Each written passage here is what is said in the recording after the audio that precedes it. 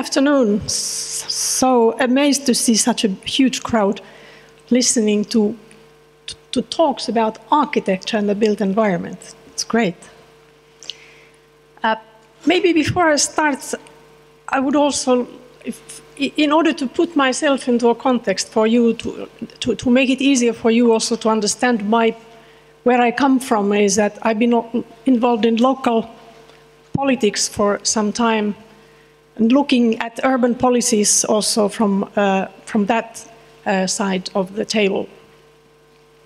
And also I used to be the president of a global association of cities for sustainable development, which allowed me to look at cities around the world and understand how much actually every city has in common. I used to say that the issues that the decision makers have to deal with are the same, be it in Timbuktu or Tikkurila. It's amazing. I mean, the conditions, of course, are different, but the challenges and the global context is the same.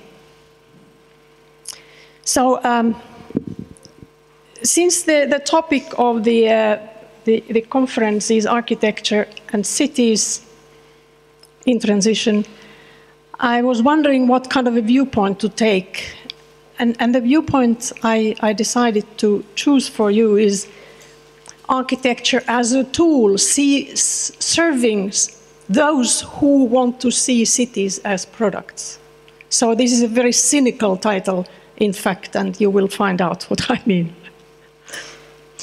But as a working hypothesis, I take a few of these claims that politicians and businessmen and planners keep repeating. First of all, the one you keep hearing all the time is that cities compete each other globally. That Helsinki has to be better than Stockholm, and Stockholm has to be better than Paris or London, and London has to compete with Shanghai and so on. Oops, sorry, I took the wrong one. And then, as indicators of competitiveness, actually, there are only three which you keep also encountering continuously. The ability to attract FDI, which is foreign direct investment, tourists, and talent. And then, of course, consequently, cities need marketing and branding. If they need to compete, then they have to have a brand as if they were products or as if they were companies, in fact. So in this context, what is the role of architecture? What remains there for architecture to be? Now, a few words again about this buzzword, competitiveness. Everybody has to be more competitive, so even cities have to be more competitive. And as one background, you can look actually at the globe as a network of cities. So my generation, my parents' generation, have seen the world very much from the point of view of nation states.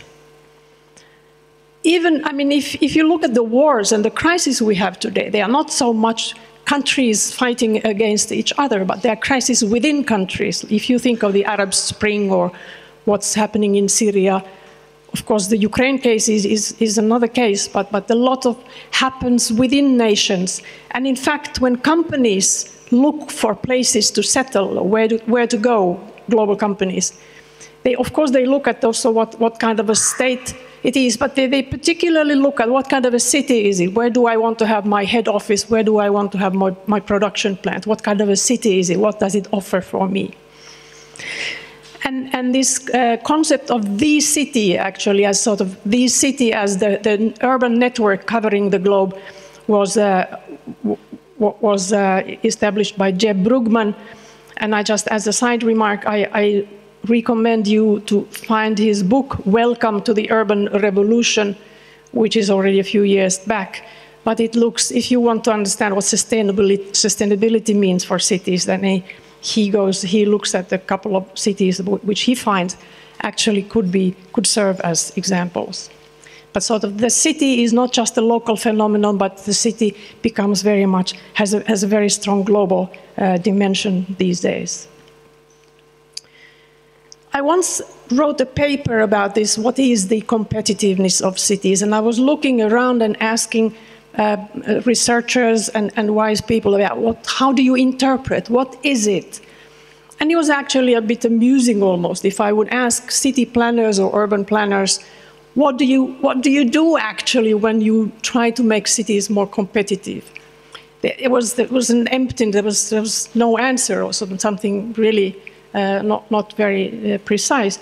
So the most precise definition I found was by the Research Institute of the Economist. It's the big publishing company, Economist Intelligence Unit.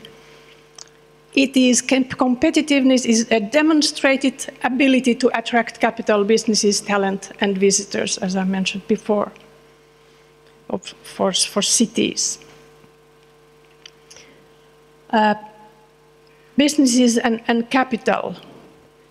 So for many cities in the world, in fact, it means either that companies come and establish their headquarters or their production plants. But on the other side, it's also the real estate business that looks for where to get the best return on investment. So this is how we actually have the whole globe covered with more or less the same shopping mall everywhere. I have no idea from where this picture is. I just found it on Google. But I think this picture has all the typical characteristics of what I'm trying to explain. So there's this box, which is the shopping mall, and you can imagine it has all the same shops. It has the Starbucks, it has the Hennes & Mauritz, and so on, the same shops. And it has the big parking lot, because, of course, those clients who can afford to go shopping there come by car. They don't come by public transport in most of the places in the world. And then the rest is just a wasteland of these office towers or housing towers. But you can imagine that many of these are actually in the portfolio of global real estate ownerships, of real estate owners. In Finland, the first real estate that was bought by a global developer or real estate developer was the shopping mall of the East Center in Helsinki. And most of the Helsinki big shopping malls are owned by, not in Finnish ownership, but global real estate developers. So you can imagine that the architect has not been invited here to do much more than to design the shell, the wall, or something pretty, something cute, something special to make our shopping mall look a bit different, maybe. So this has been the task of the architect in this case. And this, I apologize for the bad quality of the picture, but I once took it fast. This was in Mumbai, and the group with which I was visiting this neighborhood, it was this neighborhood, they were very proud that they had been able to attract global investment, and they were able to finally develop the old part of Mumbai in this way. And you see exactly what's happening. The 5 lower floors are parking, which you can imagine what it does for the street. Of course, it kills the street completely. The small streets become highways. And then these luxury towers for housing and offices are then, of course, sold for a good price. But, of course, this then is the reality. So it takes a long time for a city like Mumbai to actually become this kind of a dreamland for the developer. So you would actually see a lot of construction sites which were not finished. And then there's this another perspective. When I mentioned that the cities, be it Timbuktu or Tokyo or Tikkurila, they all have to solve a certain number of the same problems and challenges. Every city needs water, sanitation, electricity, waste management, education, healthcare, and so on. And this, of course, means that it becomes a huge global market for companies who sell these or manage these infrastructure systems. So Veolia is one of these examples. It used to be a French public company, water company, and then it became, it's a long story, but finally then it became this company Veolia. And you see buses in Finland that drive around and serve, produce public transport. They have Veolia sign on the front panel. So that suddenly, again, you see that the local is not just local, it's a global market for the same kind of basic infrastructure and basic services. What about the talent, the so-called creative class? I'm sure you've all heard and read Richard Florida, who coined this expression of the creative class, and now every city in the world seems to want to have the creative class as the people who move in and buy these expensive apartments and add to the labor force. So this, of course, the people with the high talent, we think of the guys who are in the Silicon Valley and the ICT technology or whatever high technology, and then those who would sort of take these quantum leaps in production and bring a lot of profits. And then also you think of the high life that this creative class then brings alongside, and the nice restaurants and then cute cafes and so on. But then, of course, at the same time, you need those people who actually drive the buses and do the construction and do the waste management and drive the waste management cars and so on. And if you think of the big construction sites that we just earlier, we saw the pictures from Shanghai. They're not the Chinese necessarily, they are the Far East, the poor nations, they're the Bangladeshi, they're the Indians, they are the Indonesians who do the construction work. If you think of the huge construction sites in Dubai, in Abu Dhabi, they are not the Arabs who do the construction work, but they're again the people from Bangladesh and Indonesia and so on. And of course, today we have I'm not going to go much further into it, but of course today we read of the huge numbers of immigration that suddenly seems to surprise Europe. And we don't even remember the numbers of immigration and migration. We don't remember the numbers of people migrating from one poor country to another poor country, or from other parts of the world. Now we are suddenly shocked that why do they come to Europe? We had peace here. We don't want to have any immigrants.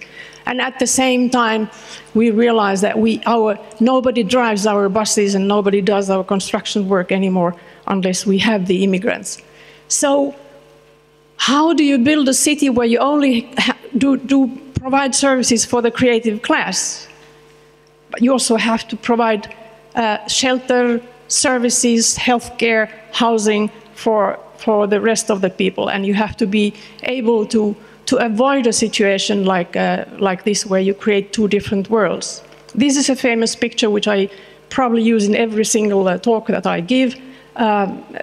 It's from Latin America somewhere, and it was in the Architecture Biennale a few years ago presented, so many people probably use the same picture and have seen it many times. But I think it tells a lot of stories, this one image. Then the third aspect of competitiveness, how do you attract more tourists? We've seen Disneyland being built in France. We see a lot of efforts because most cities in the world realize that tourism industry is a huge import industry, export industry, actually. So I was in a conference in in Xiamen, which is a city in China, and there were people from small cities around there, even much smaller cities in China. And in every city's presentation, they told how much they want to have tourists and what they are doing in order to have more tourism in their small village.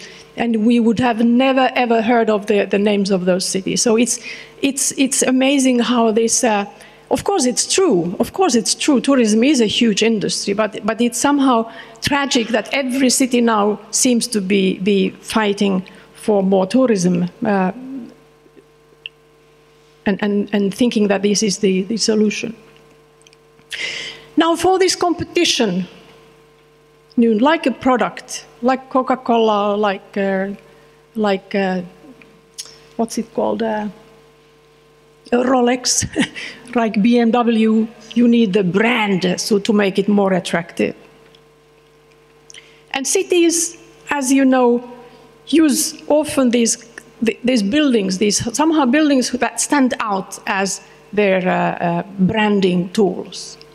This, of course, is the Twin Tower of Petronas Tower in Kuala Lumpur. And in this case, it is understandable to a certain degree because it is a local huge oil company. Malaysia is an oil-producing country, and it's no wonder that they have put this huge amount of money into building this symbol of the city. On the other hand, it's quite tragic because if you walk 200 meters away from these huge shopping malls that are on the ground floors of these twin towers, you are in the developing country. You are in the middle of a completely different urban context. And then another, of course, city branding par excellence, city branding through architecture par excellence. The Bilbao case, everybody at least in Helsinki, seems to have been there, and everybody seems to understand that this is really the Bilbao Guggenheim that put suddenly Bilbao on the map. Nobody had heard about Bilbao before, but Guggenheim was able to manage to do this miracle. So I do apologize if there are any friends of Guggenheim here, but I couldn't avoid the temptation to present the case Guggenheim, in particular because I had just 2 weeks ago, I was at the Venice Biennale presenting the case. I was asked to present it there. This is the famous picture that was published on in the front page of the Helsingin Sanomat, the Helsinki newspaper, 4.5 years ago, and this picture is from the balcony of the city hall in Helsinki. It was January, so there was a little bit of snow, and they thought it was funny to have snowballs, and maybe they wanted to have the snowballing effect. I don't know.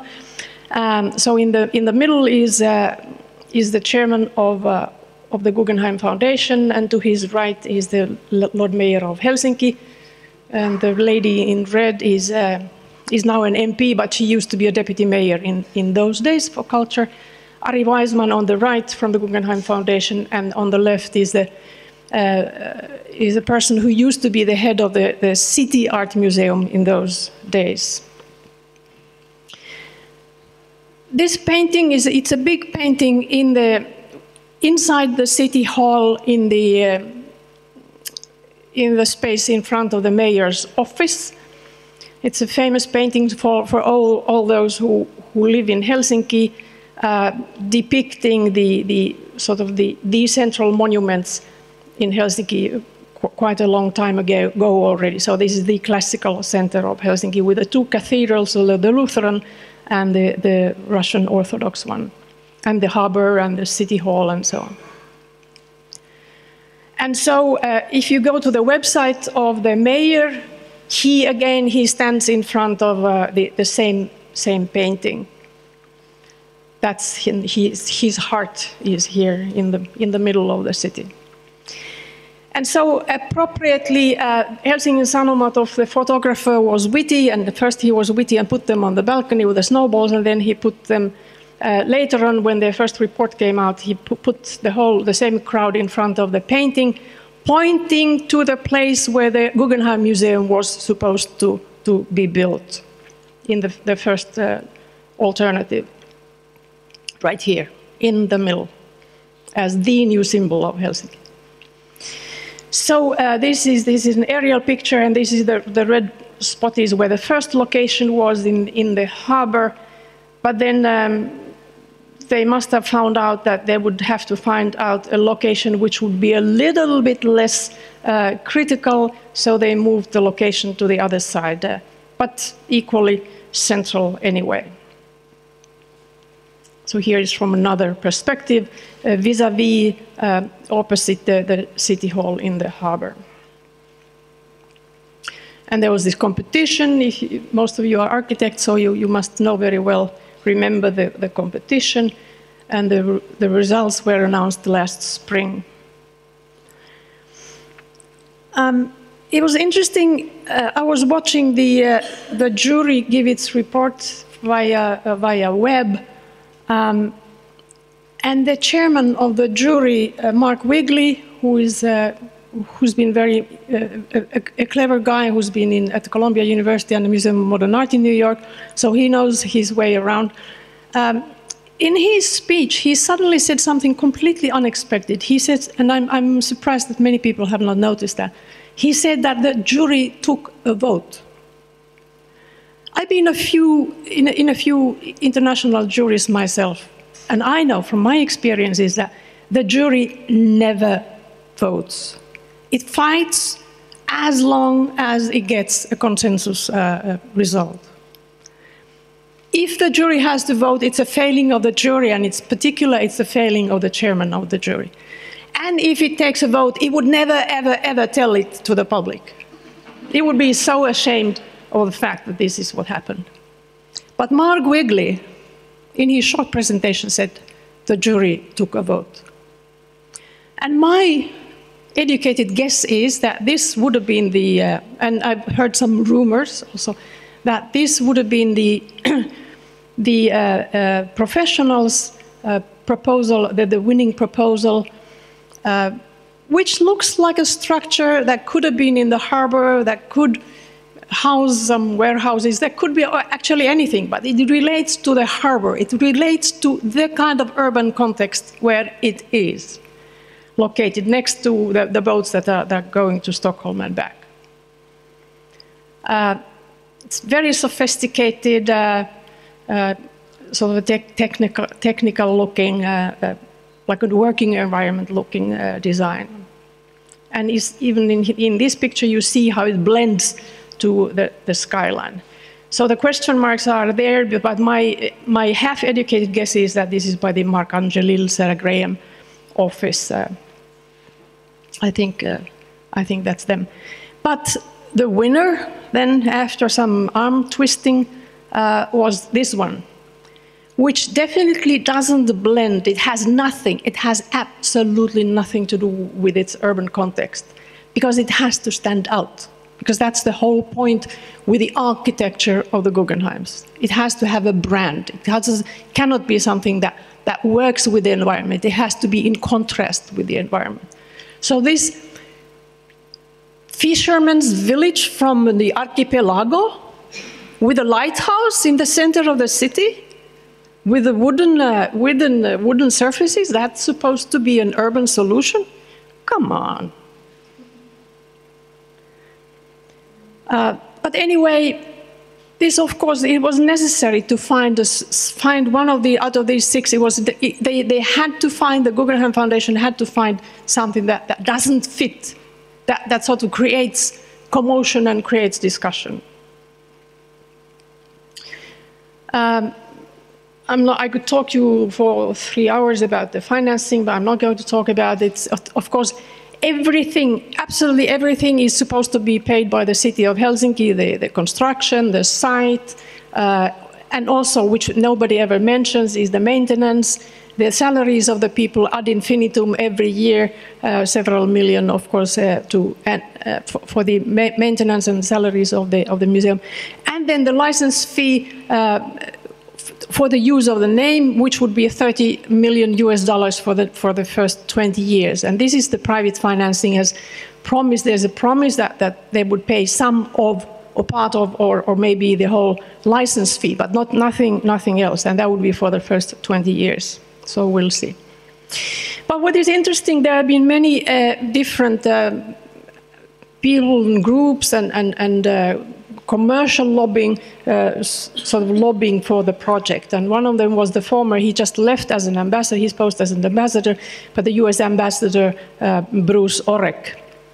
And I found his interview, and this is why this interview is the main reason why I wanted to show you the whole story, because I think this very nicely explains everything that I wanted to try to explain from another perspective. It brings all the arguments for this, why cities and how cities compete globally and what does it mean.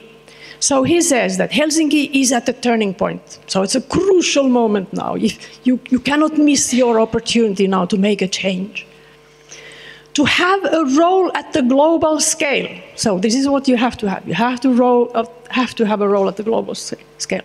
Helsinki has to develop from great, so of course he has to be polite. I cannot say that Helsinki has to develop from this miserable little village, from great to extraordinary. And then this I find very delicious.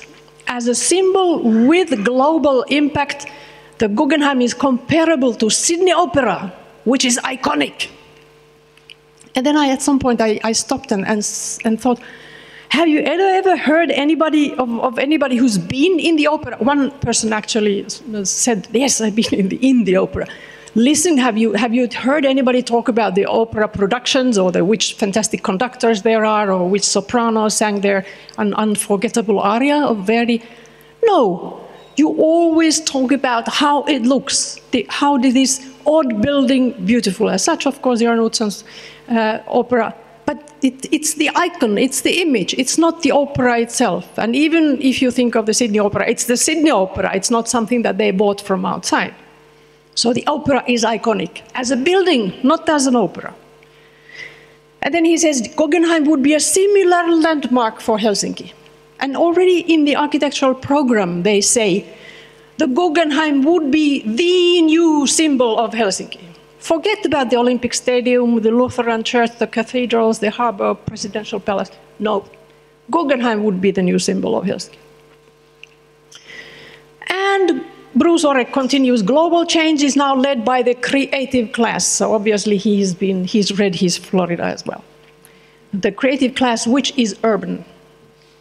Cities have to be extraordinary to attract these people and to succeed in the competition. So this was my lecture in short, and in a way, by Bruce Orek's words. And also the internal city, local city lobbying, those who want to have the Guggenheim, they don't talk about the arts or the architecture or the culture, they talk about the tourism, the new jobs, the tax income, the taxi drivers would get more clients, and the restaurants and the hotels and so on. Tourism needs attractions. The existing museums are boring. Look at what happened in Bilbao. And this was the funniest is in Helsingin Sanomat, it would be unpatriotic to reject it. I am courageous. Now we have hard times. We need courage. We have to be brave. A courageous decision is needed, which means, yeah, we know it's a huge risk, but courage. And this is a national investment. An interesting city is an international city. It's a competitive city. Well, the counter-arguments, why public money for a private institution? It's not a basic service of the welfare city. You cannot repeat case Bilbao.